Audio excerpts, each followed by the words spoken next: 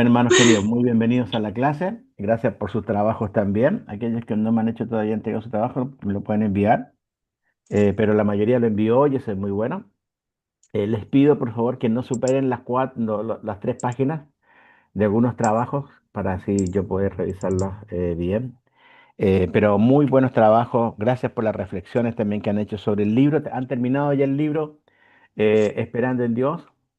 Espero que haya sido. Algunos han colocado ahí su opinión acerca, su comentario acerca del libro.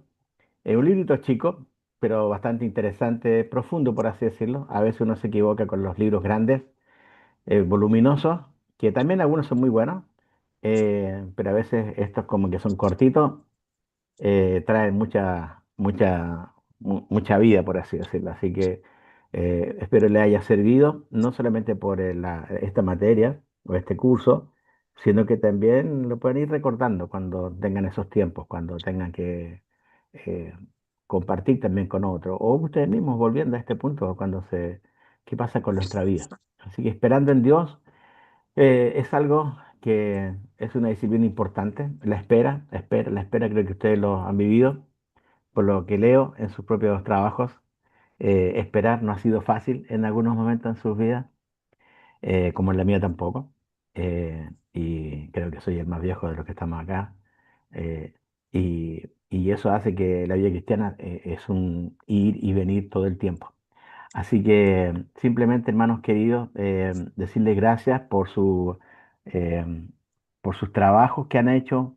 Gracias también por su corazón también, porque yo sé que algunos de ustedes han escrito desde el corazón en esos trabajos y ha sido también muy lindo para mí y me siento honrado de que ustedes también puedan compartir cosas del alma. ¿Sí? Bueno, ya estamos en esta clase, nuestra sexta clase por videollamada. Hoy día vamos a dar un tema que es muy interesante porque todo esto nos va a llevar de nuevo a la tierra. A veces uno como que tiene un ideal de cristianismo, es decir, como que se nos exige, nos autoexigimos que tenemos que siempre estar como ahí en el ranking de los top 10 de los mejores cristianos de la UCB, más todavía si son estudiantes de la palabra, hay como una cierta presión, podría decir, como de qué estamos aprendiendo y cómo qué estamos viviendo. Hoy el tema que quiero tratar con ustedes tiene que ver con el decaimiento espiritual. ¿Por qué digo esto antes de mostrarle un poco el PowerPoint de lo que vamos a ver hoy día? Es porque a veces ha existido la ilusión de no ver a la gente de la Escritura como realmente son. Dios es un Dios muy transparente. Y Él, una de las cosas que ha hecho eh, y permitió en su palabra que algunas cosas quedaran muy abiertas.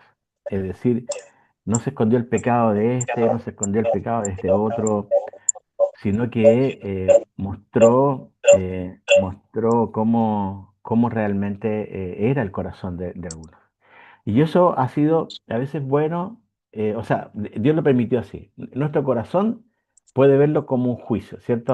Ah, mira lo que le pasó a David, o mira lo que le pasó a este otro, ¿entienden? Mira a Salomón, era re sabio, mira dónde quedó.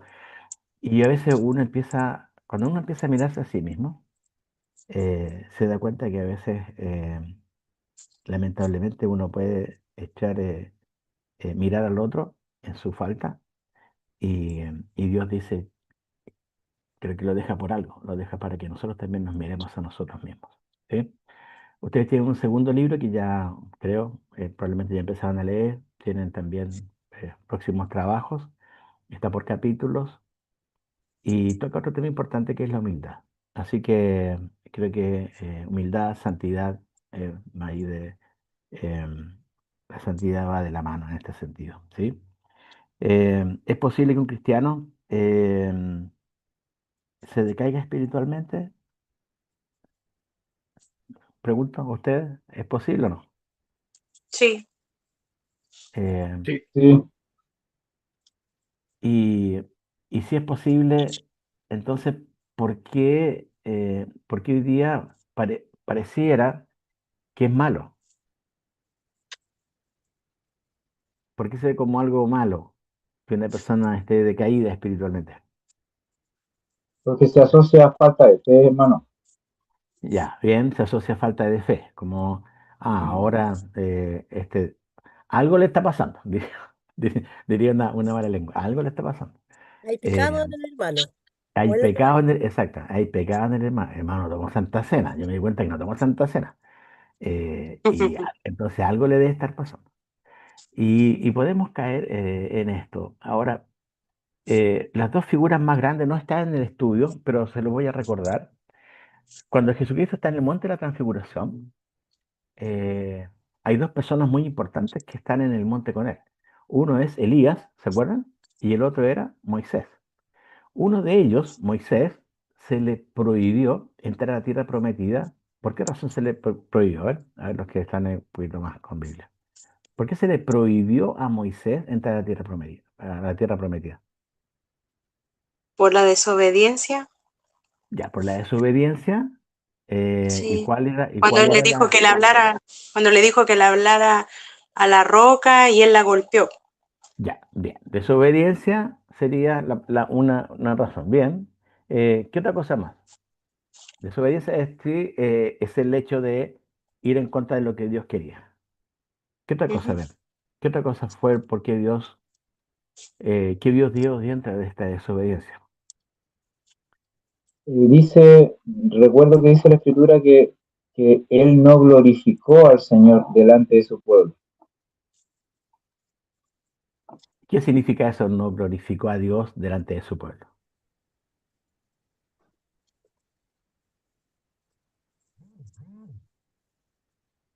¿Qué significaría eso, Alejandro, creo que tú fuiste el que dijiste eso. ¿Qué significa no glorificar a Dios? Sí, bueno, en realidad es lo que el Señor le recrimina. Son palabras del Señor, pero yo no creo tener como la respuesta cabal al por qué el Ujú. Señor lo tomó como una falta de Ok, gloria a su nombre. bien, vamos a explicarlo un poquito más tarde, pero gracias, creo que estaba apuntando muy bien. Javier, ¿quieres decir algo? Sí, pastor, yo por lo que por lo que veo y por lo que yo leo en la escritura, le faltó falta de humildad porque si hubiera dejado que solamente Dios se encargara de todo, yo siento que acá él, en su rebeldía y en su humanismo, él dijo, no, pues sí, si esto yo también lo puedo hacer a mi manera, así que no, eh, eh, Ya, para quitar al pueblo, dije, ya, ahí tienen agua. ok, Entonces, yo creo que él habló primero que la voluntad y el plan de Dios. bien. Ok. ¿Por qué les coloco este ejemplo, hermanos? Porque Moisés fue un hombre que luchó mucho por su pueblo. Estamos todos de acuerdo, ¿cierto? Eh, Él no cayó en un pecado, él no tuvo un pecado moral, él no andaba drogado, no andaba, ¿cómo se llama esto? Bebido, no andaba con un montón de mujeres, no andaba haciendo escándalo. Él había intentado seguir a Dios en todo lo que él pudo. Se llevó la recriminación del pueblo contra sí, cuando el pueblo dijo no tenemos agua, no tenemos esto, queremos volver a Egipto, se comió todo eso, perdón la expresión, pero ¿qué pasó? ¿Por qué Dios se ve la severidad de Dios? ¿Ven que la Escritura habla de la severidad de Dios? Se ve su gracia y su severidad. En el caso de Moisés hubo una severidad muy grande y no claudicó Dios, no cambió su punto de vista. Y hermanos queridos, eso tiene que ver con la santidad. Para un poco responder a mi hermano Alejandro. El hecho de que no lo glorificó es que Dios no se vio santificado en eso. Su santidad fue pasada a llevar. Es decir, ahora un hombre decidía lo contrario a lo que su Dios estaba diciendo. Por lo tanto, él toma un lugar que no le correspondía.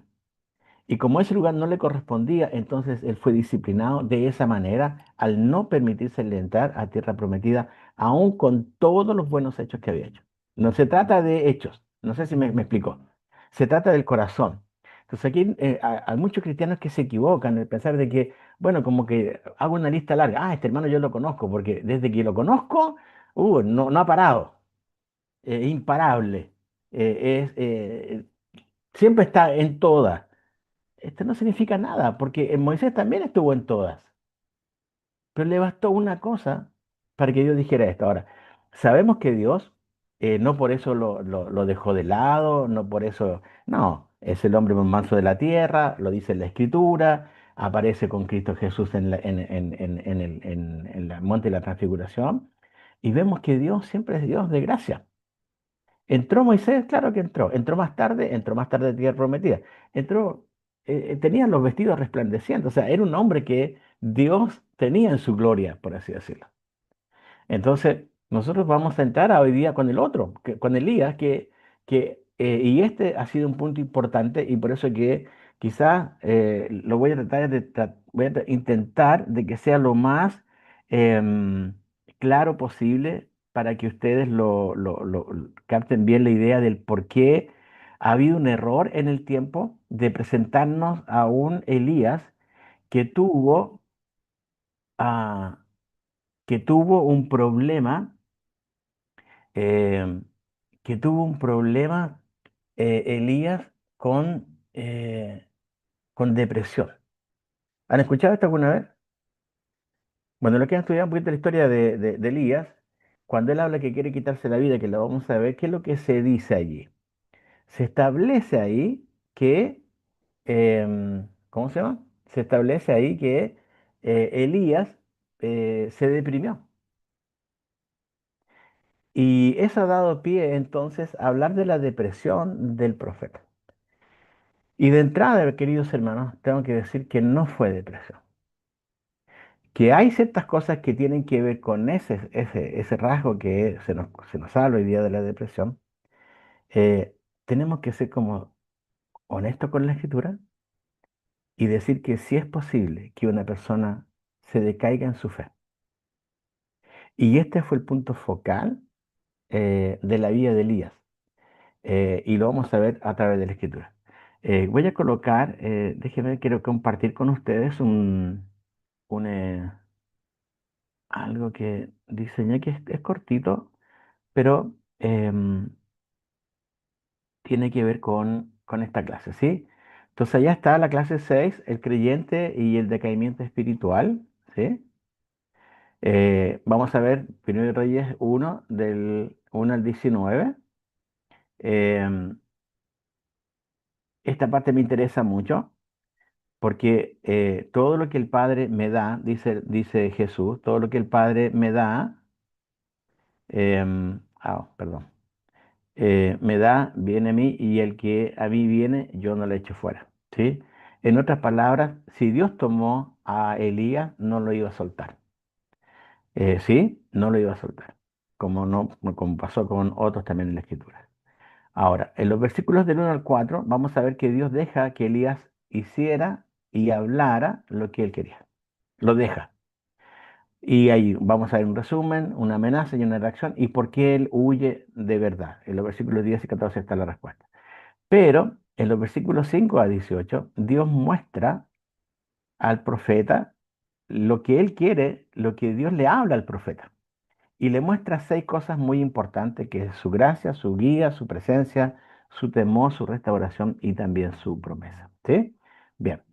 Y bueno, después tenemos algunas preguntas para conversar, ¿sí? O para dejarle a ustedes. Ok, nos metemos en el tema. em, Ahora sobre este de Elías. Em, si me acompañan a Primero de Reyes, capítulo 19, van a encontrar esta parte de la historia. ¿Sí? ¿Qué es lo que había pasado previamente a versículo 19, versículo 1, perdón, del capítulo 19? eh, Empieza a darnos un resumen, ¿sí? Pero antes déjenme orar al Señor, ¿sí? Señor, quiero rogar tu bendición por este tiempo que pasaremos con mis hermanos. Que tu gracia, Señor, sea manifiesta, que tú te puedas glorificar, te puedas, Señor, honrar y que sea un tiempo de bendición, Señor, para nosotros. Ayúdanos, Señor, con este tema, te lo suplico. Jesús, amén. Ah, Acá en el versículo 1 del capítulo 19, Acab va a donde Jezabel, a su esposa, y le cuenta todo lo que había pasado. ¿sí? Acab dio a Jezabel la nueva de todo lo que Elías había hecho y de cómo había matado a espada a todos los profetas. Está hablando de lo que había pasado especialmente en el Monte Carmelo. ¿Se acuerdan que había habido una gran cosa, había habido fuego y todo lo demás? Que ya lo vimos en otra clase, que fue espectacular. Y cómo también ese capítulo termina, o esa parte termina, donde Elías hace llamar a los profetas de Baal y los mata, así, literalmente, ¿sí? No es un tiempo ahora para hablar sobre esto de justicia, pero hoy obviamente hay que verlo en un contexto muy, muy claro, así que ustedes lo pueden ver y estudiar. Pero acá había ocurrido algo. Elías había había también dado muerte a muchos profetas que eran profetas de Baal, ¿sí? Entonces, ¿qué ocurre en el versículo 2? A todo esto acá, cuando hace el resumen a su mujer, no fue el mejor resumen. Él le cuenta la parte, no sé, dice, le contó de todo lo que había Elías hecho, o sea, le contó todo lo que había pasado, todo lo que había ocurrido, ¿sí? Y a la vez también de la muerte de los profetas, ¿sí? Entonces le hace un resumen y obviamente mete eso allá. Entonces, ¿qué pasó en el versículo 2? Entonces, hay un entonces, que es muy importante esa palabra, envió Jezabel a Elías un mensajero diciendo, así me hagan los dioses y aún me añadan, ahí ven que la mujer era totalmente idólatra por la palabra dioses, y así me hagan los dioses y aún me añadan, si mañana a estas horas yo no he puesto tu persona como la de uno de ellos, ¿sí? Así la amenaza llegó de inmediato, ¿sí? Se entera Jezabel que habían muerto sus profetas, por lo tanto manda mensajeros a un mensajero Elías diciendo, te voy, en otras palabras, también te vas a morir, ¿sí? Eh, y acá vemos algo, versículo número 3. Viendo pues el peligro, se levantó, hablando Elías, y se fue, y mira lo que dice, para salvar su vida. Y vino a Berseba, que está en Judá, y dejó allí a su criado. Y él se fue por el desierto un día de camino. Y vino y se sentó debajo de un enebro y deseando morirse, dijo, basta ya, oh Jehová, quítame la vida, pues no soy yo mejor que mis padres. Bien, esta expresión, basta ya, oh Jehová, quítame la vida, ha sido para algunos el hecho de, ajá, acá el profeta se nos deprimió, ¿sí? Al punto de querer que Dios lo mate. Ahora, no sé si estamos leyendo bien el texto. El texto está diciendo otra cosa. Acá hay algo que Elías, qué ven ustedes en este Elías al Elías que estamos viendo en los capítulos anteriores? A ver, Esteban, qué ves? Veo una liga cansado, Cansado, agotado, ya. ¿Agotado de qué? de la obra que está haciendo el Señor, pero se siente incapaz de seguir cumpliéndola. Como que veo que como que ya hizo suficiente. Bien, ¿estás hablando de un agotamiento espiritual, de un agotamiento físico, mental, de todo un poco? Em, De todo un poco va, porque yo creo que para él también le afectó el hecho de, a ver, el hecho de que no había agua en Israel, no había alimento, eh, afecta también a su estado de vida, su estilo de vida, su alimentación. Entonces, yo creo que de todo un poco hay un agotamiento físico, espiritual. ya. Como que nuestro, ya, llegó ahí ya como Bien, a ver, Jonathan, qué piensas tú? ¿Qué ves tú ahora un hombre que ve el peligro, eh, huye, eh, qué hay? ¿Qué hay de diferente? ¿Qué pasó? A ver, Jonathan. Veo un bajón, Ya, decirlo de una forma, bien, porque anterior a eso, claro, obviamente por la amenaza de muerte y todo, pero antes de eso había eh, descendió fuego del cielo, vio el Ujú, poder de Dios, mató a filo de espada, hubo como una, o sea, pues estamos hablando de una persona, un hombre también, ujú, que ujú, se sulfuró quizá su corazón se emocionó, de lo que también han hablado ustedes de que mató a todos los sacerdotes, que eran bastantes, a ujú, filo de espada. eh, bueno, dice que mandó a matarlo, pero quizás participó, bueno, eso sí, no sé, eh, ujú. pero de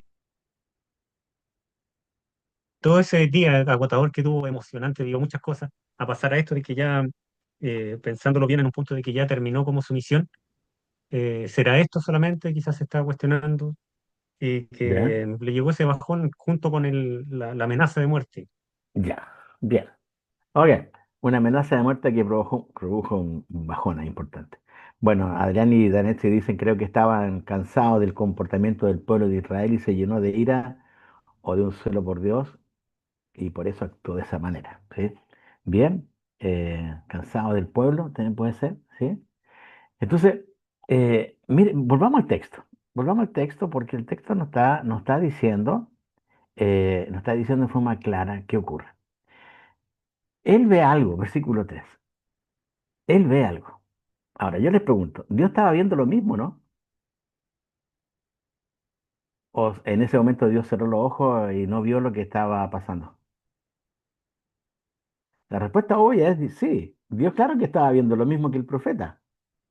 Estaba viendo la amenaza hacia su profeta, lo estaba viendo, lo estaba escuchando. Si es omnipresente, omnisciente, Él está ahí en todas, estaba viendo lo mismo que estaba viendo su profeta, solamente que dice que Él se levanta y es interesante donde dice ahí para salvar su vida.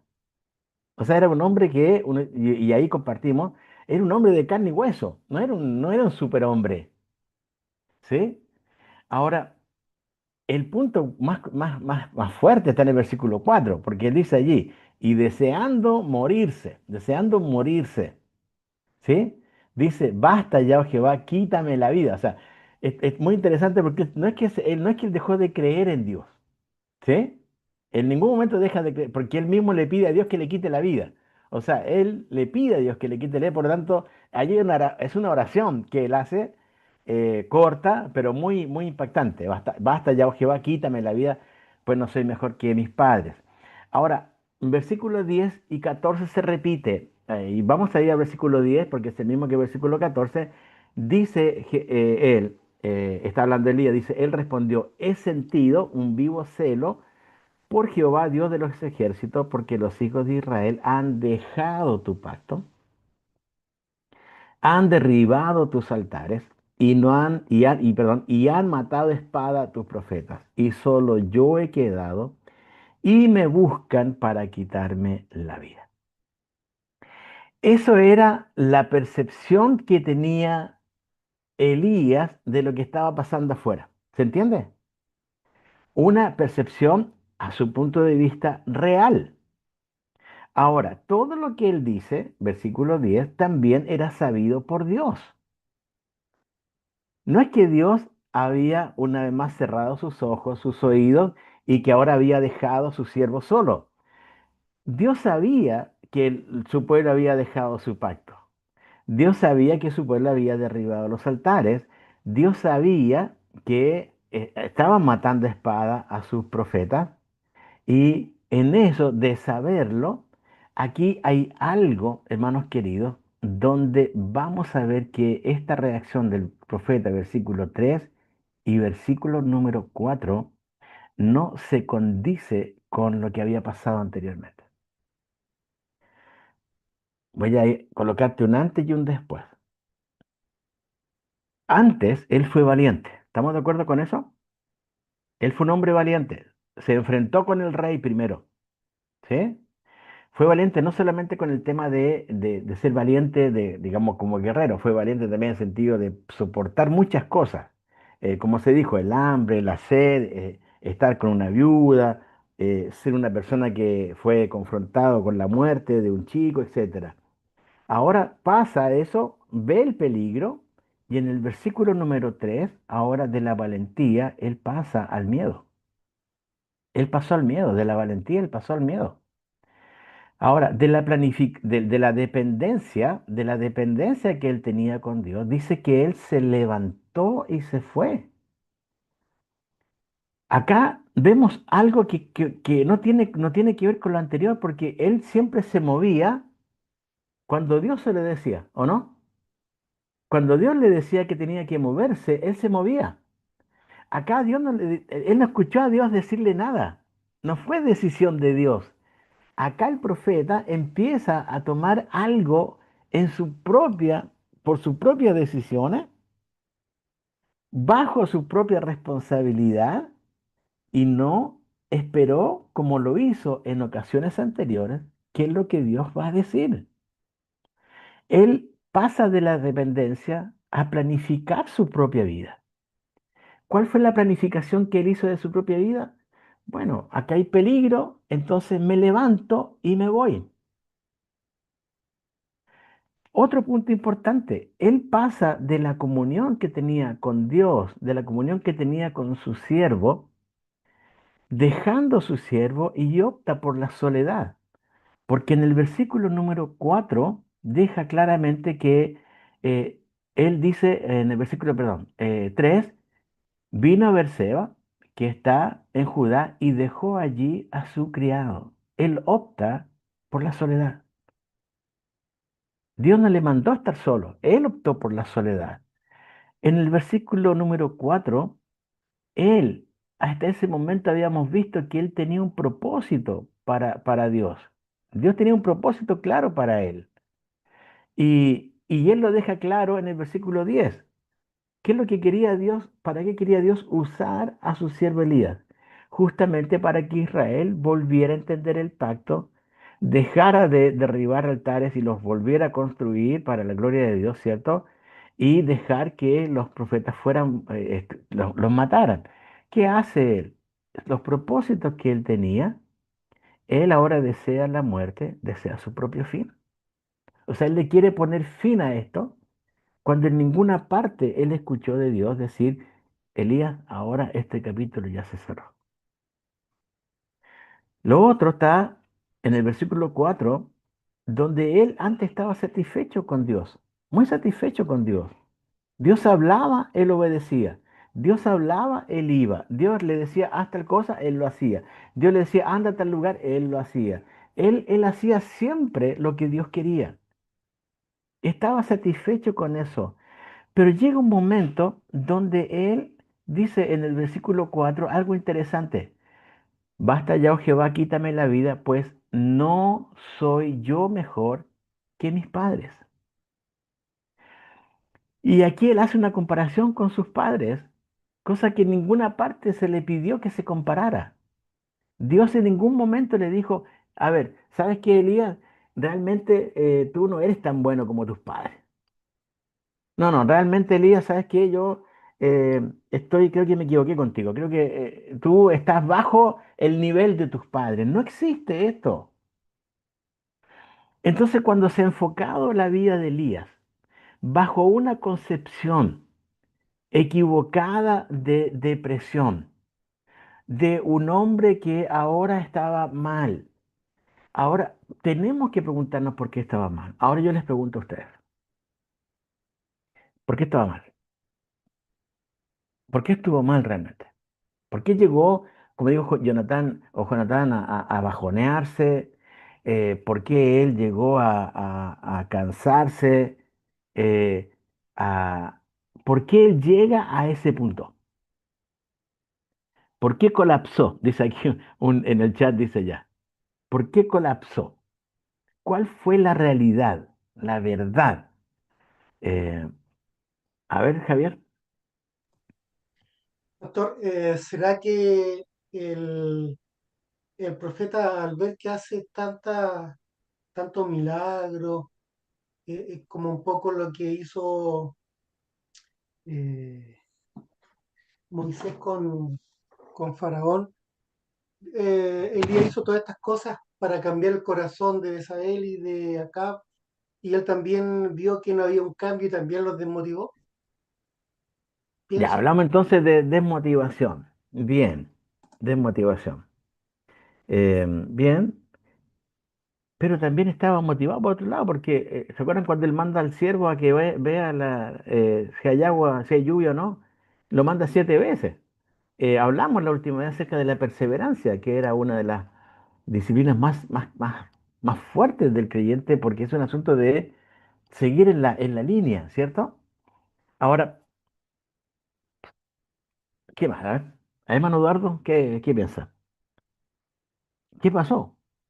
Bueno, me da la impresión de que Elías, todo, ¿no es cierto?, la obediencia que tenía, la fe en el Señor, él veía tantos milagros y sorprendentes, cosas tan, que él se sentía también, se burlaba un poco de los profetas de Jezabel, Ya. ¿no? Ujú. Hizo tantas cosas tan grandes que es como difícil pensar y matar a tantos profetas, pensar que él iba a decaer, porque el propósito de Dios era que acá, ¿no es cierto?, Jezabel, los profetas se volvieran a él, pero él se siente, me da la impresión, se siente fracasado, una amenaza tan grande, y después dice que él se siente solo ya. ¿Por quién más va a trabajar? ¿Por Ujú. quién va a luchar? No sé, me da la impresión de que uno, al mirar algo en la vida práctica, tener todos sus amigos que él tenía en ese momento, tal vez lo que conoció, pasó un tiempo con Ya. ellos, después están todos exterminados. Bien. Entonces él dice, Ajá. me da la impresión a mí, ¿no?, ¿Sí? que se siente fracasado de alguna forma, porque tantos milagros y después una amenaza de una dama que tal vez Acab y Jezabel, él pensaba que podrían volverse a Dios viendo todos los milagros que había hecho, pero resultó que no fue así, que Jezabel tomando el poder, ¿no es cierto?, manda a matar a todos y queda él, Ya. digamos, solo. Ok. Ahora yo Entonces, le pregunto, perdón, sí, sí, sí o no. no, digo, no. No, pensaba en lo que mientras hablabas, hermano, en, ¿vieron esto? Era un profeta de Jehová por 400 y tanto, o no sé cuántos más, cientos de profetas de Baal. O sea, era como que era una turba, si lo queremos hablar así. O sea, más peligro habría habido ahí ponerte al medio de cientos de adoradores de Baal y que te despedazaran, pero ante la voz de una mujer que le dice te voy a matar o te va a pasar lo mismo, viene todo esto al corazón del profeta. Y esto es lo que tenemos que rescatar. Sí, quiero llevarle a esto, hermano. No estoy siendo, a ver, porque puede sonar como, oye, el hermano Juan está aquí despedazando al profeta Elías. No, no, quiero que seamos reales, porque esto nos debe ayudar a nuestra vida espiritual, ¿sí? Ok, hermano Richard, ¿qué piensa al respecto?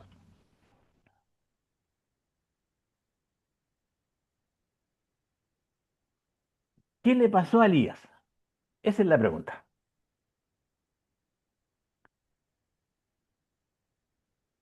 Hermano Richard, ¿está ahí? Acá. Ya, ahora sí, no está, tenía problema con el audio.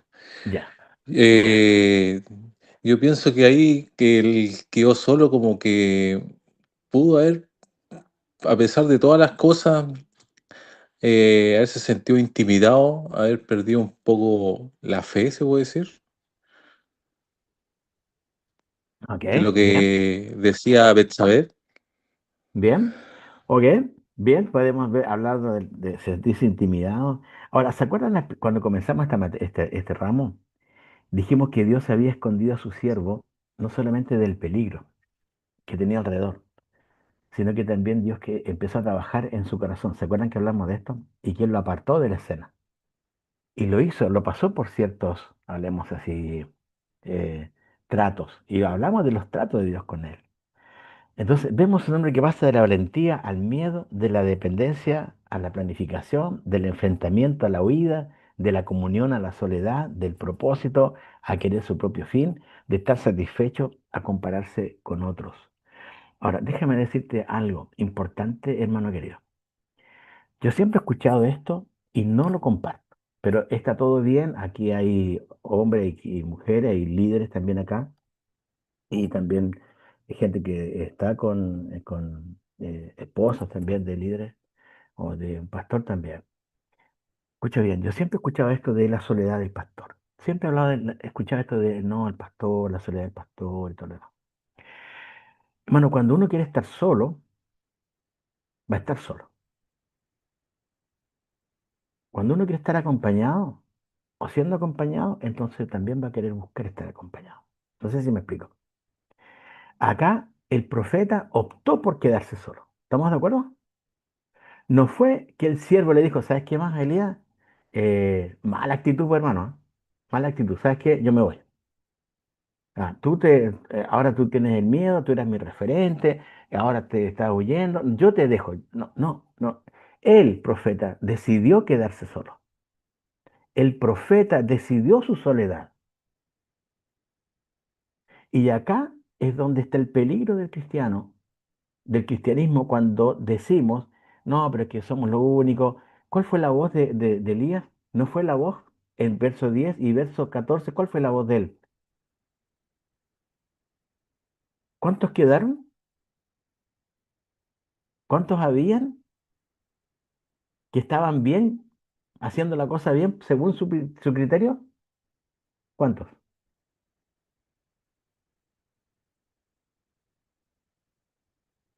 Verso 10. A ver, Jorge. Dice que solo él quedó, solo Ah, él, nada más. acá estoy yo, Ujú. solo yo. Y obvio, cuando te estás solo, no tienes, crees que Dios está solamente en tu propio entorno. Puede ser que no estamos viendo que Dios está obrando en otro lugar con otra gente. Y acá Él dice, estoy solo. Y es verdad, en ese contexto estaba solo. Y después vamos a ver que Dios le va a mostrar que no haría. No es tan así. Pero tranquilo. Y lo deja hablar. Y lo deja hablar. Y lo lleva a este punto. No, Dios no paró su decisión como no paró la decisión de Moisés. Lo dejó. ¿Pudo Dios haber parado a su siervo? Ya haberle dicho, a ver, Elías, ¿cómo es esto que tienes miedo? Tranquilo, hombre, estoy contigo. ¿Podría Dios le dicho eso? Sí.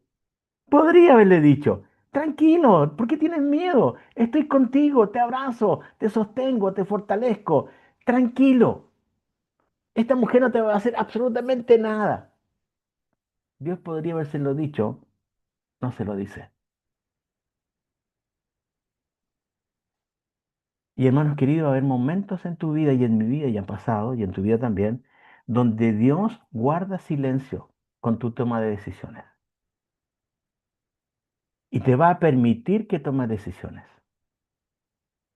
Pero también te va a dejar con la responsabilidad de tu toma de decisiones, si no es en él.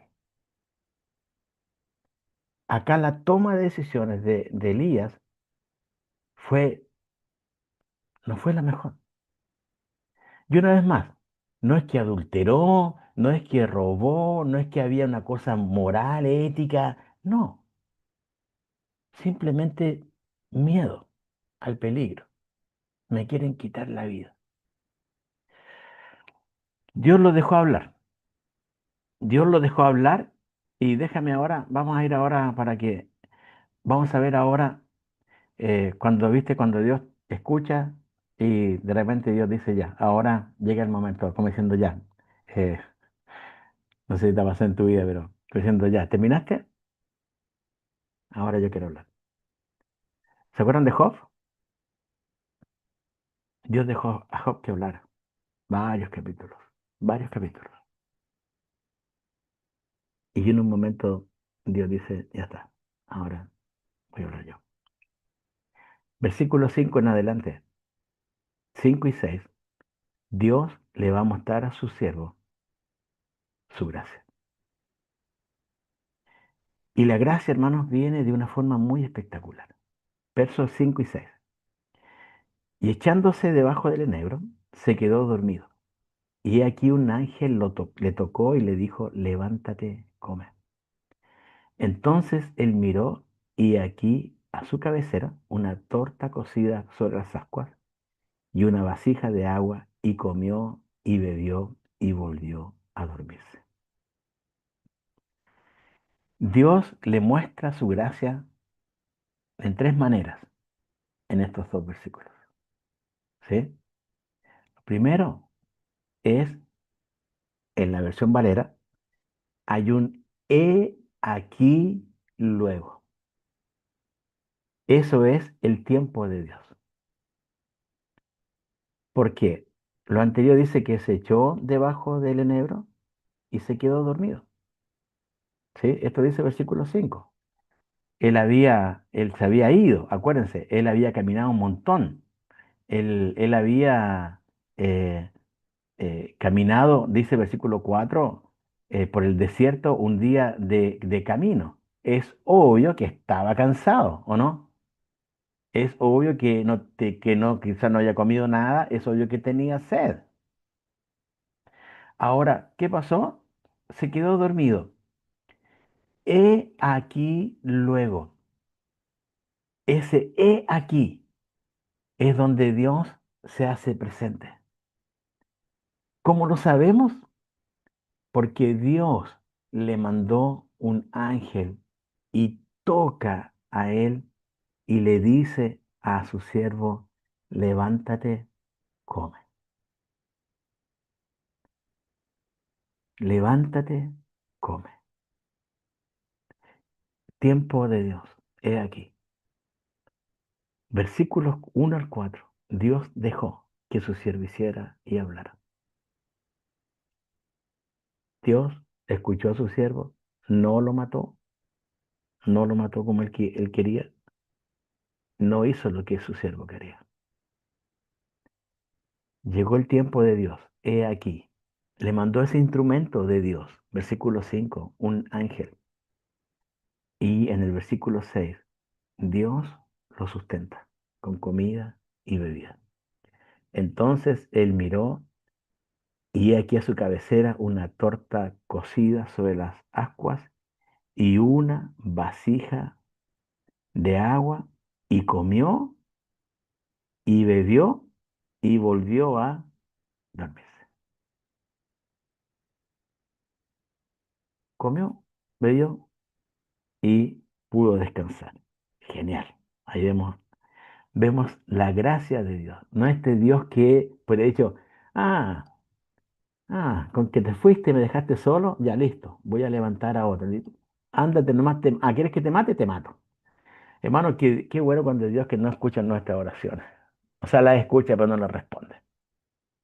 Qué bueno que Dios cuando en mi enojo, en tu enojo, en mi rabia, en mi indignación, en mi tristeza, en mi dolor, salen oraciones de mi boca y Dios te escucha, pero no lo hace. Porque siempre va a querer lo mejor para nosotros. Lo mejor. Y se lo mostró a su siervo. Le mostró su gracia. No, no, Elías, no te voy a matar. No te voy a matar. No me interesa compararte con tus padres tampoco. Pero te voy a alimentar. Te voy a dar descanso. Te alimento, te sostengo.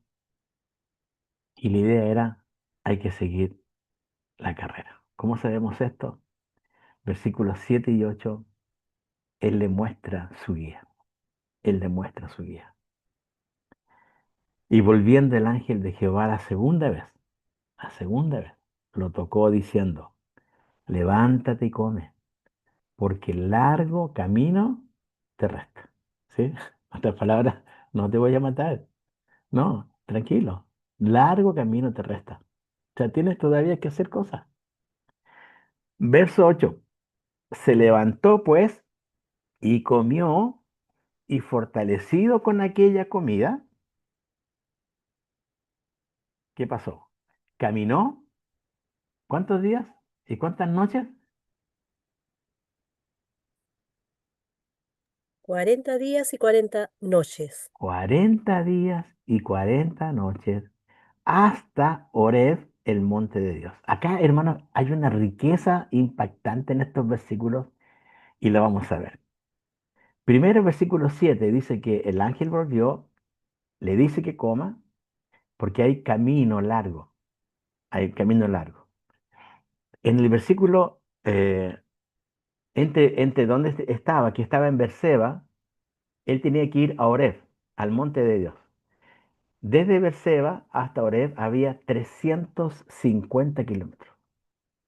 ¿Sí? 350 kilómetros.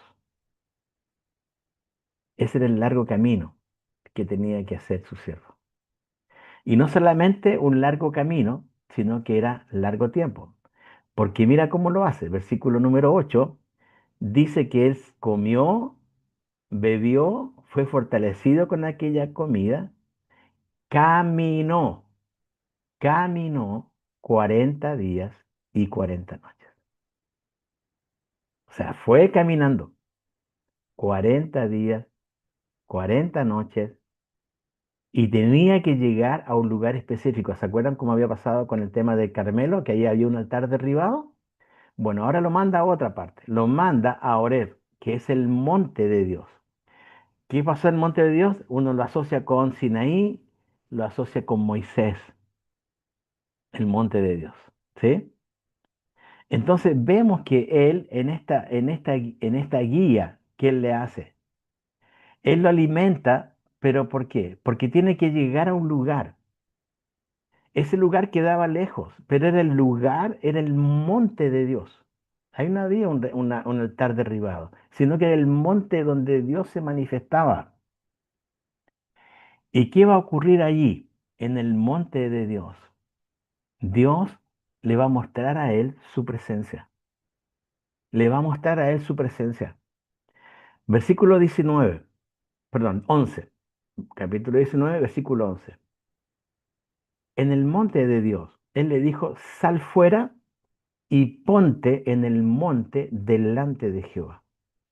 Y aquí Jehová que pasaba, y un grande y poderoso viento que rompía los montes y quebraba las peñas delante de Jehová. Pero Jehová no estaba en el viento, y tras el viento un terremoto, pero Jehová no estaba en el terremoto. Tras el terremoto de un fuego, pero Jehová no estaba en el fuego. Y tras el fuego un silbo apacible y delicado. Esto lo hemos escuchado miles de veces esta historia, ¿cierto? Se la contamos a los niños de escuela dominical como casi como una historia impactante. Realmente fue impactante. Él llega a ese lugar y Dios en ese lugar le va a mostrar quién es Él, pero de una forma primero totalmente impactante. Y uno podría pensar, allí está Dios, versículo 19, porque Dios le dice, y le dijo, sal fuera y ponte en el monte delante de Jehová. Y aquí Jehová, ¿qué pasaba? Y un grande y poderoso viento, y a mí lo que impacta es que el viento, mire, era tan fuerte, dice que rompía los montes y quebraba las peñas, ¿sí? O sea, no era una ventisca, no era una brisa, era algo tan potente, pero tan potente que rompía allá las piedras. Y el texto dice claramente que Jehová no estaba en el viento. Después del viento, más encima hay un terremoto. Uno dice, ya esto como mucho, ¿cierto? Eh, pasamos de un viento terrible que rompe todo, está rompiendo todo, y más encima ahora viene un terremoto. Bueno, creo que como chilenos entendemos lo que es un terremoto, ¿cierto? Sabemos lo que significa un terremoto. Y no es nada agradable, no es nada agradable. Pero Jehová no estaba en el terremoto. Versículo 12. Y tras el terremoto, o sea, ya como para mostrar toda su poder, Dios, hay un fuego. Pero Jehová no estaba en el fuego. Viento, terremoto, fuego. Hermanos, este no es Dios. A veces mucha gente cristiana espera que Dios se manifieste de esa manera, con cosas así como espectaculares, espectaculares. La había mostrado en el Monte Carmelo con el fuego, pero no siempre tiene que ser así. Dios se muestra de distintas maneras. Y acá hay tres formas en las que no se mostró. Que Jehová no estaba ahí. ¿Él lo provocó? Sí, porque es todopoderoso, claro que sí. ¿Tiene dominio sobre la naturaleza? Claro que sí. Todo eso fue algo usando su naturaleza, lo que él había creado, su creación. Y él obra sobrenaturalmente. Gran viento, terremoto, fuego. No, no está ahí. Ahora, eso hizo, eso hizo que el profeta como que se entrara, porque era hoy, él estaba en una cueva. Y ven la expresión allá en el versículo número 11, el profeta se ve que estaba dentro de un lugar. Por eso que en el versículo 11 él le dijo, sal fuera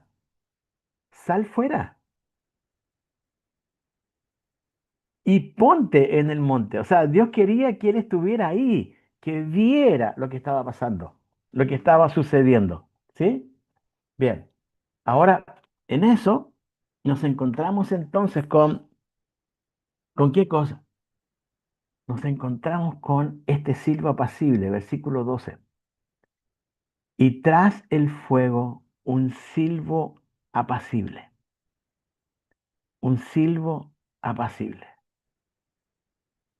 y delicado. Aquí hay palabras interesantes. La palabra apacible significa, es la idea de una brisa suave, de algo sosegado, de un sosiego. Esta es la idea de la palabra apacible ahí. Pero la palabra delicado que aparece allí está hablando de algo mucho, muy profundo. Es la misma palabra que se usó para hablar del maná, cosa menuda y redonda en Éxodo 16:14. Lo que estamos viendo ahí, hermanos, es una tipología de Cristo. En Éxodo, en Primero de Reyes 19:12, ese silbo apacible y delicado es una tipología de Cristo. Está hablando del maná, está haciendo alusión al maná, a esa cosa que era menuda, esa cosa que era redonda. Y sabemos por la escritura que el maná tenía que ver con el pan que Dios sustentaba a su pueblo en el desierto. Y ese pan es el pan de vida y sabemos por la escritura que ese pan de vida es Jesús. Entonces, si Dios no estaba en el viento, no estaba en el terremoto, no estaba en el fuego, pero sí estaba en el silbo apacible, entonces sí Dios estuvo ahí.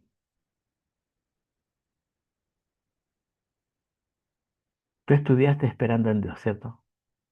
Hiciste el trabajo esperando en Dios. Esperando en Dios no nos llevaba a esto, a sentarnos quietamente delante de Dios, a estar tranquilos delante de Dios, a tener quietud delante de Dios. Pero nuestro temperamento muchas veces es como el terremoto, ¿me entiendes? Hay que moverse por todos lados. Es como el fuego, ¿no? Y hay que estar animando a toda la gente para que participe allá de la iglesia, de un campamento, y hay que tenerle fiesta para que todos los... todas partes hacemos eso. Hay que animar al creyente y hay que entretener al creyente para que pueda vivir una vida como corresponde. No es necesario. Y Dios le dice a su profeta, no estoy aquí, ni acá. Y voy a mostrarles por qué. Porque es muy interesante el texto. Porque es obvio. Mira lo que dice el versículo 13. Dios le mostró no solamente a él ¿cómo se llama? Su presencia, porque el texto dice esto. Verso número 13 le muestra el temor verdadero. Y cuando lo oyó Elías, cubrió su rostro con su mano y salió y se puso a la puerta de la cueva. Y he aquí a él vino una voz diciendo, ¿qué haces aquí, Elías? Verso 13. Y cuando lo oyó Elías, ahora les pregunto, ¿qué oyó Elías?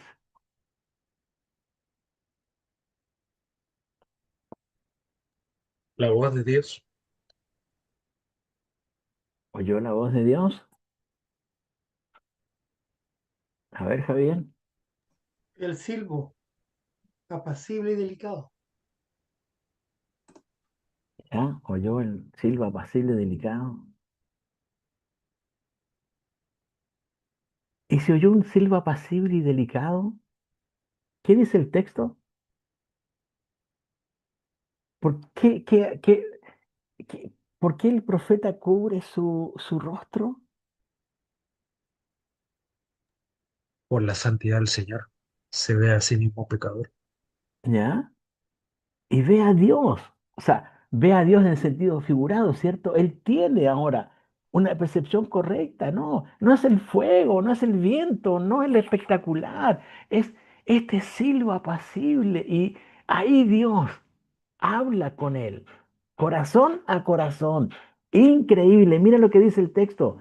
Me encanta el texto. Y cuando lo oyó Elías, ¿se acuerdan que él dice que él había oído una gran lluvia? Y no se veía nada en el horizonte. ¿Qué es lo que estaba volviendo? Acá vuelve algo importante en la vida de Elías, vuelve a oír a su Dios.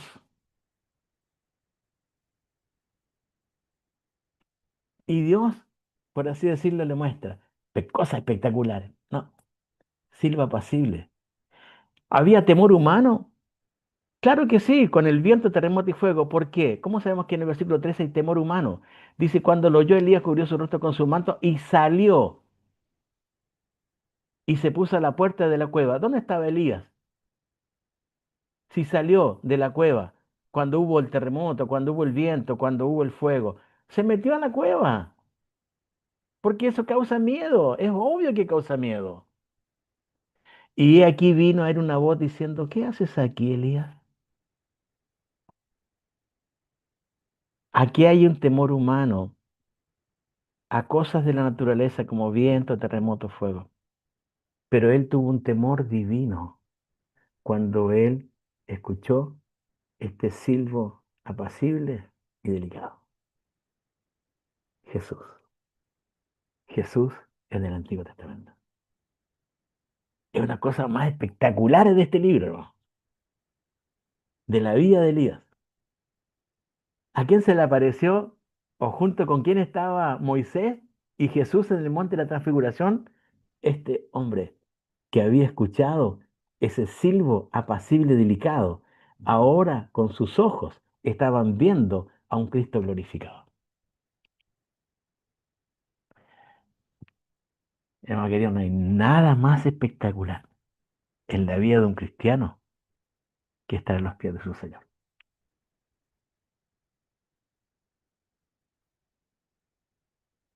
Y yo te voy a pedir algo, hermano.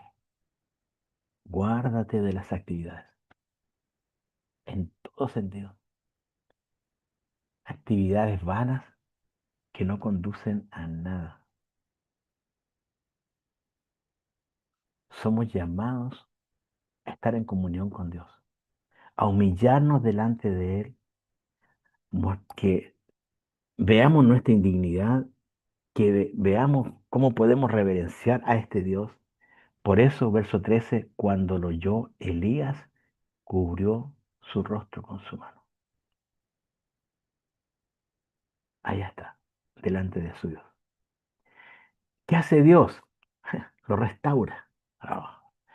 Yo veo a este Dios del Antiguo Testamento y escucho tanta historia de, no, el Dios del Antiguo Testamento es muy cruel, es muy cruento, y mandaba a matar gente y todo lo demás.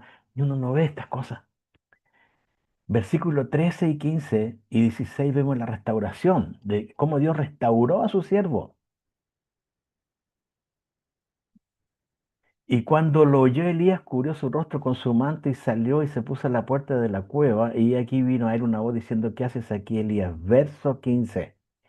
Y le dijo Jehová, vuélvete por tu camino por el desierto de Damasco, y llegarás y ungirás a Hazael por rey de Siria, a Jehú hijo de Nimsi, ungirás por rey sobre Israel, y a Eliseo hijo de Safat, eh, de Abel Mehola, ungirás para que sea profeta en Israel. Lo primero que hace Dios en estos versículos es restaurar la vida de Elías. Dios vio a su siervo humillado cuando él cubre con su mano su rostro. Él se da cuenta, Dios, este es mi siervo, este es mi siervo, que conozco. Y ahora, ¿qué hace? ¿Qué hace Dios con él? Dice, he aquí vino una voz a él. Es decir, Dios vuelve a hablar con él, vuelve a hablar con él. Y es lo que no había pasado. Cuando él decidió irse, huir, no hubo voz de Dios. Aquí vuelve a haber voz de Dios y dice el texto de una forma muy especial y vino a él una voz diciendo, ¿qué haces aquí, Elías? Escucha bien, Dios anhelaba tener comunión con su siervo. Por eso que Dios buscó a Elías y no Elías a Dios. Elías no buscó a Dios para tener comunión con Dios. Elías le pidió a Dios que lo matara. ¿Se dan cuenta la diferencia? Ahora Dios anhelaba tener comunión con su siervo y por eso que lo busca. Lo busca. Dios buscó a Elías y lo restaura. Lo restaura. ¿Por qué? Porque ahora esa voz vuelve y él vuelve a escuchar la voz de Dios. Y no solamente restauró su vida, restauró su ministerio. ¿Cómo sabemos que él restauró su ministerio? Porque acá en los versículos 15 y 16, Dios le ordena que haga tres cosas. Y le dijo Jehová, ve, vuélvete por tu camino, por el desierto de Damasco. Es la voz que siempre le escuchaba. Jehová dijo, ¿qué hacía el profeta? El profeta obedecía, el profeta decía, Jehová hablaba, el profeta obedecía. Vuélvete por tu camino, por el desierto de Damasco, y llegarás y ungirás. Y esta expresión tiene que ver con la autoridad que Dios deposita en su profeta. Él le dio autoridad para hacer tres, y tenía que hacer tres ungimientos o unciones especiales. Primero, versículo 15 al final, y ungirás a Asael por rey de Siria. Verso 16, segunda unción o ungimiento. A Jehú, hijo de Nimsi, ungirás por rey sobre Israel. Y a Eliseo, hijo de Safat, de Abel Meola, ungirás para que sea profeta en tu lugar. Tres formas de mostrarle que él le estaba restaurando el ministerio y que le daba autoridad para seguir adelante. Y uno descansa en eso. Dios es un Dios que restaura. Un Dios que sabe que nos mandamos nuestras propias decisiones, que a veces tenemos que vivir con esas decisiones toda la vida, a veces no, pero que Él nunca nos suelta la mano. Esto fue. Dios nunca le soltó la mano a su siervo. Y por último, Dios hace una promesa. Le muestra, le muestra su corazón. Y le dice, verso 18, quizás para que descansara su corazón, corazón de Elías. Y le dice, yo haré que queden en Israel 7,000 cuyas rodillas no se doblaron ante Baal y cuyas bocas no lo besaron. Primer compromiso que hace Dios es, yo haré, yo haré. Esto no depende de nadie más, ni de ti, Elías, ni de Israel, ni de nadie. Yo, es mi decisión soberana. Yo haré que queden en Israel 7,000. Ese fue el compromiso de Dios, soberano. Yo haré. Y lo otro es que en ese hacer, Él se compromete, Dios, a que queden, ¿cuántos? 7,000. O sea, Elías no está solo, hombre, no está solo. Yo haré que queden en Israel 7,000 cuyas rodillas no se doblaron ante Baal y cuyas bocas no lo besaron. Ahora vuelvo a lo que compartíamos al principio. ¿Realmente fue que Elías se deprimió?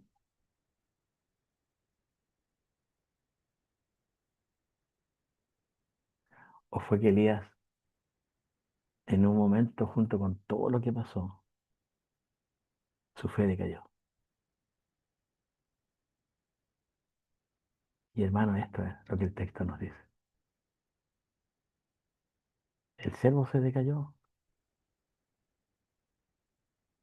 Y te va a pasar una y otra vez en la vida. No, no, no, no, no, no hay problema. Perdón que sea como muy... escuché el otro día a un profesor hablando, decía reduccionista, reduccionismo, algo así. No se trata de eso. Se trata de Dios. Sabe, sabe tus fuerzas, sabe tus límites. El problema está, hermano querido, es que yo no conozco mis límites. Yo creo conocer mis límites. Entonces, ¿qué pasa? Puede ser que tú y yo estemos haciendo algo que está por sobre nuestras fuerzas, o porque nos vemos obligados a hacer algo que Dios no te está pidiendo.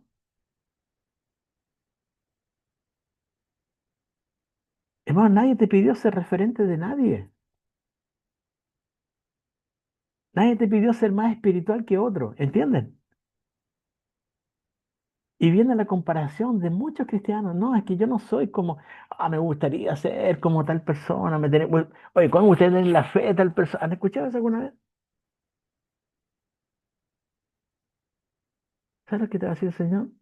No te va a responder nada, porque no le interesa que te compares con nadie, porque Él quiere vivir tu vida contigo. Él quiere caminar contigo, no con otros, porque con otros ya camina. Si alguien quiere ser alguien como Spurgeon, ya caminó Dios con Spurgeon.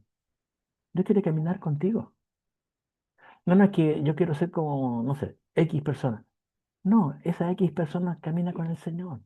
Es tu caminar. Ahora, preocúpate cuando puedan llegar estos momentos de nunca estar solo. Hazte de alguien conocido, es mi consejo. Hazte de alguien maduro en la fe, que tú le puedas levantar el teléfono y decir, ¿sabes qué? Ora por mí. Nada más, por ahora, ora por mí. Y esa persona, ¿qué va a hacer? Va a orar por ti. No va a preguntar nada, solamente va a orar por ti. Entonces, hermano querido, cuando nosotros llegamos a esta parte de Elías, a mí me gusta. Me gusta porque Dios me muestra hombres de carne y hueso. Carne y hueso. Y me muestra también que no tengo que ser un súper creyente, que no tengo que ser el súper santo o el súper este y el súper ese. No, tenemos que ser santos y tenemos que ser humildes y tenemos que ser, sí. Ahora, Dios nos va a dejar con nuestras decisiones, pero también tarde o temprano Él va a hablar y Él se va a mostrar, porque somos su, su pueblo, somos su pertenencia. Si Dios nos dejara de lado es porque no somos sus hijos. Él no nos deja de lado justamente porque somos sus hijos. Ahora, Dios va a traer a los suyos usando cualquier medio. Y me encanta esta figura que hay en el Antiguo Testamento donde dice que Él los va a traer con cuerdas de amor. Y déjame darte un ejemplo para que yo lo entendí así. Eh, Mi hermano mayor era un capo en, ¿cómo se llama esto? Con los volantines. ¿Cómo es el verbo? ¿Cómo es el verbo? Mm. Cuando uno tira un volantín al aire, ¿cómo se llama eso? ¿Cómo se llama? Elevar. Ah, elevar, sí, gracias. Elevar, encumbrar, esa es la palabra que me faltaba. Encumbrar un volantín. Mi hermano se hacía unos volantines con, la cosa era no de caña, era de madera, eran bonitos. Y también tenía, curaba el hilo, todo eso. Bueno, cuando ya era el año del cohete, ahora capaz que no existe eso. Bueno, mi hermano hacía eso. Y saben, algo una vez, eh, lo vi no más de una vez. No solamente mi hermano, que encumbraban volantines, sino que le daban mucho hilo, hilo, hilo, hilo, hilo. Y de repente el volantín, que era más o menos grandote, tú lo veías a la distancia, pero muy pequeño, y se iba. Bueno, y después empezaba la recogida. Bueno, se empezaba la recogida. Todo, todo, todo. Y llegaba a manos de mi hermano, o de aquellos que yo veía. Yo nunca fui bueno para ese juego. Pero, ¿sabes? Siempre generalmente me daba cuenta de un detalle. El volantín nunca volvía como había empezado a elevarse. Más cuando se iba muy lejos. Porque con el roce, la fricción del viento, partes del volantín, especialmente en la parte baja, se iba rompiendo de a poquito. Y ya no volvía ya no era nuevecito. ¿Te das cuenta que no estaba, no? Porque el volantín empezaba a sufrir las consecuencias del viento. Y si la recogida era muy rápida, podía ser peor. Escúchame bien. Dios te va a dejar, te va a encumbrar. Pero recuerda, Él te va a volver a traer a su mano. Pero a veces la vuelta no va a ser tan bonita si no dependemos de Él. Acá hay gente más adulta y gente más joven. Todos hemos pasado por pruebas y seguiremos pasando hasta que el Señor venga. Cuerdas de amor. El Señor nunca te va a dejar. Nunca nos va a dejar. Es su promesa. No dejó a su siervo. Escucha bien, Dios nos puede humillar. Tiene todo autoridad para humillarnos. Pero como humilla, restaura. Y como restaura, promete. Y como promete, cumple sus propósitos para el bien de nosotros. Dios es Dios. Él quiso ver a su siervo de esa manera, que le imploraba, mátame, mátame. No, no lo quería ver así. Ahora, hermano querido, no permitamos que nuestra carne nos lleve a pedir a Dios cosas como esas, ¿sí? Te tengo unas preguntas de reflexión y con eso estoy terminando. ¿Realmente estoy haciendo lo que Dios quiere o lo que nosotros queremos? ¿Somos capaces de reconocer verdaderamente nuestra indignidad ante Dios? No la indignidad de otros, mi indignidad ante Dios.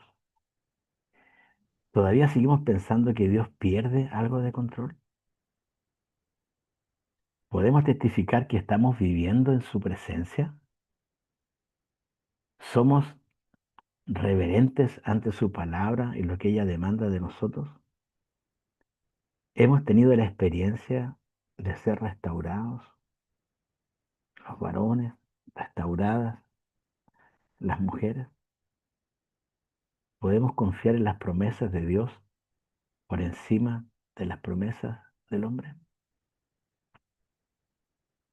Son preguntas que van a estar ahí para que tú las revisas, porque son preguntas que uno debe hacerse.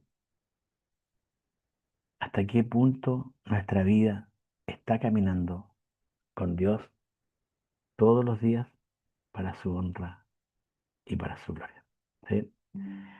Bueno, hermanos queridos, ah,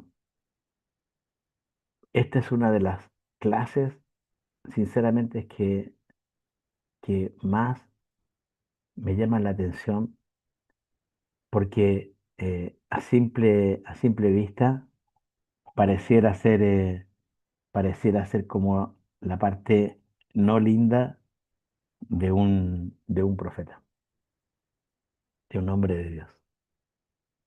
Pero a mí me hace muy bien ver esta historia,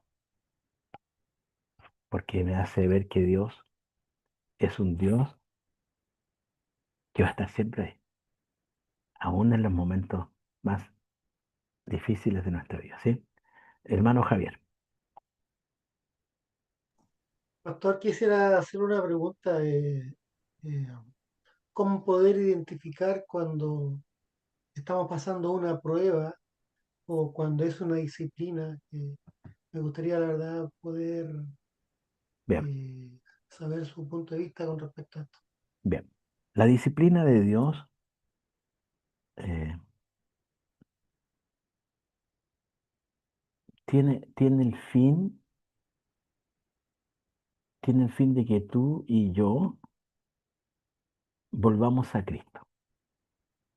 Algo ha pasado en nuestra vida que nos apartamos. No sé si me explico.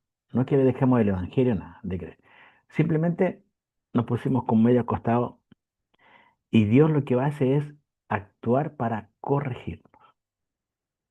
Esta es la disciplina. Es la idea de volver al camino, ¿sí?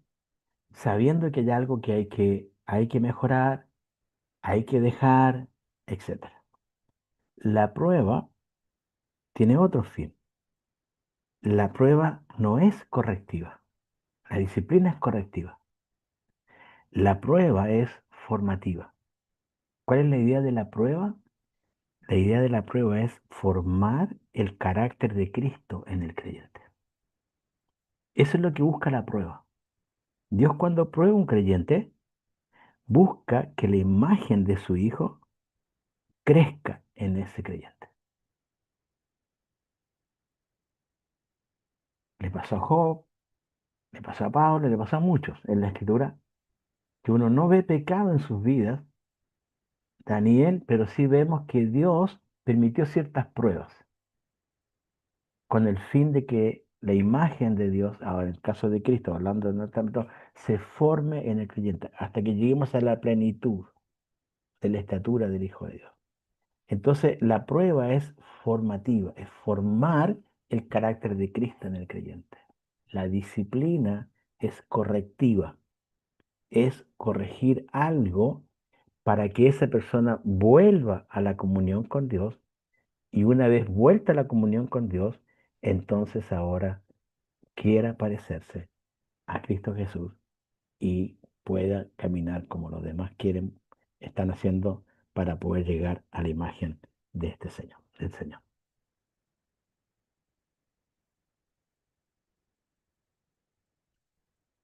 ¿Sí?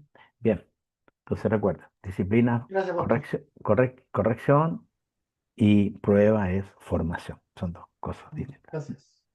Bueno, hermanos queridos, que Dios les bendiga mucho. Yo estoy muy animado con esta materia, sinceramente.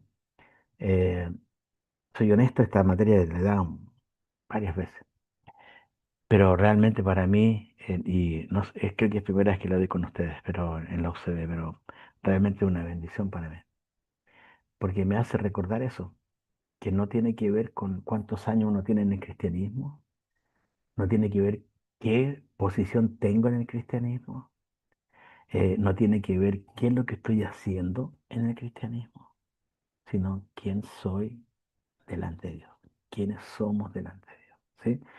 Y esto de hoy día era muy especial, porque nos hace recordar que Dios nos deja con libertad para tomar decisiones, solamente que Él espera que esa toma de decisiones sean en Él, por Él y para Él. Y si la embarramos, perdón el chilenismo, Dios nos va a traer.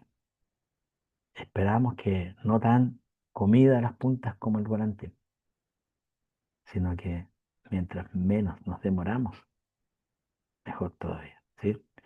Bueno, hermanos queridos, que Dios les bendiga muchísimo. Un gustazo enorme haber estado con ustedes. Así que nos veremos en 2 semanas más, si Dios quiere, ¿sí? Sigan trabajando, envíenme sus trabajos, sigan trabajando con la vida de Elías. Recuerden, la vida de Elías se termina cuando él se va al cielo, cuando Dios se lo lleva. Por lo tanto, hasta ahí ustedes pueden ver todavía algunas partes de su carácter, ¿sí? Bueno, ¿les parece si oramos al Señor? Oremos. Señor, gracias te damos por este tiempo hermoso que tú nos has regalado, que tú has permitido, Señor, que nos juntemos a conversar, a charlar, a ver tu palabra, Señor, que es lo que ella quiere. Señor, perdona cuando nos bajoneamos, perdona, Señor, cuando nos cansamos espiritualmente, físicamente, anímicamente. Perdónanos, Señor. Ayúdanos a buscarte, ayúdanos a tener también compañías, hombres, Señor, y mis hermanas, Señor, mujeres que puedan ser de bendición, donde puedan también derramar su corazón eh, para pedir simplemente oración y algún consejo que sea de bendición para la vida de cada uno. No nos permitas trabajar solos, no nos permitas estar solos, Señor. Sabemos primeramente que nunca vamos a estar solos porque estamos contigo. Y Señor, junto con ello tú has dejado a tu pueblo, a tu iglesia, a hombres, Señor, y mujeres para que, Señor, caminemos juntos hasta que llegue el momento en que tú vengas por tu iglesia y estemos contigo. Te adoro, Señor, por este tiempo, te bendigo, Dios, y te alabo por las tantas veces que tú nos has, Señor, levantado de nuevo, por las muchas veces que tú nos has restaurado, por las muchas veces, Señor, que tú has cambiado nuestro lamento en baile. Muchas veces, Señor, has cambiado nuestro dolor, Señor, en gozo, y muchas veces también has secado nuestras lágrimas, y sigues caminando con nosotros. Señor, gracias por tu presencia. Te adoramos a ti. En el nombre de Jesús. Amén.